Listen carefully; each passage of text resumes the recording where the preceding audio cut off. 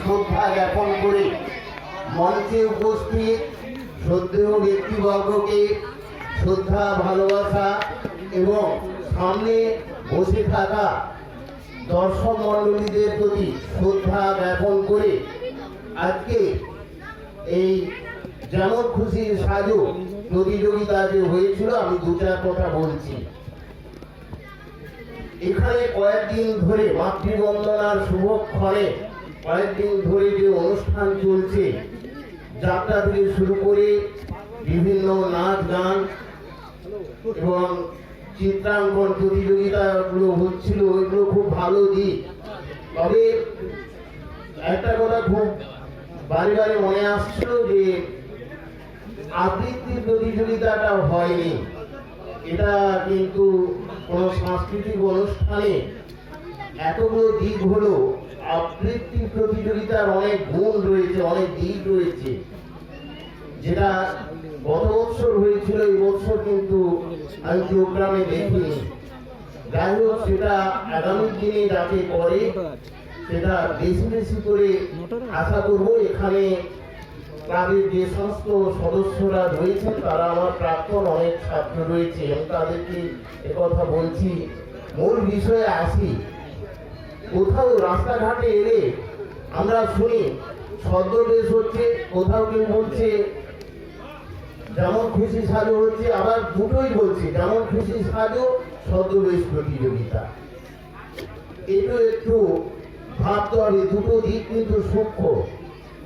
যেমন খুশি সাজোতে একটা থিম থাকে, সেখানে যে সাজছে বা সাজসজ্জা নিচ্ছে তাকে চেনা যাবে। সে যেমন সে যে মানুষকে আনন্দ দেবে, তেমনি সে নিজেও আনন্দ পাবে। কিন্তু ছদ্মবেশ কি? আর ছদ্মবেশ শিক্ষার ছলে, খেলার ছলে শিক্ষণীয় বিষয়, এর একটি বড় তত্ত্ব রয়েছে। এখানে যিনি সাজসজ্জা নিচ্ছেন তাকে চেনা যায় না। আমরা জানি পরাধীন ভারতবর্ষে দেশের স্বাধীনতা আনার জন্য ভারতের বিপ্লবী নেতা নেতাজি সুভাষচন্দ্র বসু গিয়াসউদ্দিনের ছদ্মবেশ নিয়ে ভারত ত্যাগ করলেন। আবার রাসবিহারী বসু রবীন্দ্রনাথের পাচকের ছদ্মবেশ নিয়ে চলে গেলেন। ছদ্মবেশ দশের উপকার করে, আবার কোনো কোনো ছদ্মবেশ দেশের ক্ষতি করে। দেখুন, ভগবান শ্রীকৃষ্ণ দেবতাদের রক্ষার জন্য ছদ্মবেশ ধারণ করেছিলেন। সতী তুলসীর সতীত্ব নষ্ট করেছিলেন ভগবান শ্রীকৃষ্ণ, শঙ্খচূড়ের বেশ ধারণ করে অভিশাপ দিয়েছিলেন। আর এই সতী তুলসী ছিলেন অত্যন্ত সতী সাধ্যা নারী। তিনি বলেছিলেন, ভগবান শ্রীকৃষ্ণ তাকে বললেন, তুমি আমাকে অভিশাপ দিচ্ছ ঠিকই, কিন্তু তুমি আমার মস্তকে শোভা পাবে। আবার আমরা দেখছি দেবী কালিকা রামপ্রসাদের কাছে তার জগদীশ্বরী মেয়ে কালী ছদ্মবেশ ধারণ করে রামপ্রসাদের সঙ্গে বেড়া বেঁধে গেলেন। এগুলি সবই মঙ্গলের জন্য। আমরা ক্ষতি কোথায় দেখছি না, লঙ্কেশ্বর রাবণ পরস্ত্রীকে হরণ করে মহাপাপ করেছিলেন। কিসের ছদ্মবেশ নিলেন? ভিখারির ছদ্মবেশ। লঙ্কেশ্বর রাবণ পরস্ত্রী হরণ করা পাপ।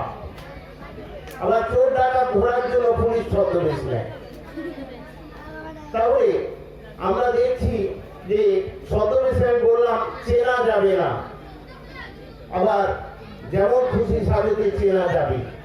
আমরা যদি দেখি একটা শাড়ি হালকা নীল আর একটি ডিপ নীল, এই ডিপ গভীর নীল যেটা, সেটা হচ্ছে ছদ্মবেশ, আর যেটা হালকা নীল সেটা হচ্ছে যেমন খুশি সাজু। তাহলে দুটো কিন্তু আলাদা। এক কোথাও রাস্তায় শুনে আসবেন যেমন খুশি সাজো ছদ্মবেশ প্রতিযোগিতা শুরু হবে, এগুলো ভীষণ প্রাণীবাদী, কিন্তু দুটো দিকই আলাদা। সূক্ষ্মভাবে চিন্তা ভাবনা করতে হবে। আমরা অনেক সময় ভাবি কোথাও কাউকেই চিনি না, সেখানে যেমন খুব সাজু হচ্ছে, কিন্তু স্থানীয় লোকেরা তাকে চিনতে পেরেছে যে এই সাজ নিয়েছে। ছদ্মবেশ কিন্তু আপনি একেবারেই চিনতে পারবেন না। যাই হোক, আর সময় নেব না, সবার মঙ্গল কামনা করে সবাই ভালো থাকুন, সুস্থ থাকুন, এই কামনা করে আমি আমার ক্ষুদ্র বক্তব্য শেষ করছি। নমস্কার। আমাদের এই ছদ্মবেশের বিচারক মণ্ডলীর মধ্যে ছিলেন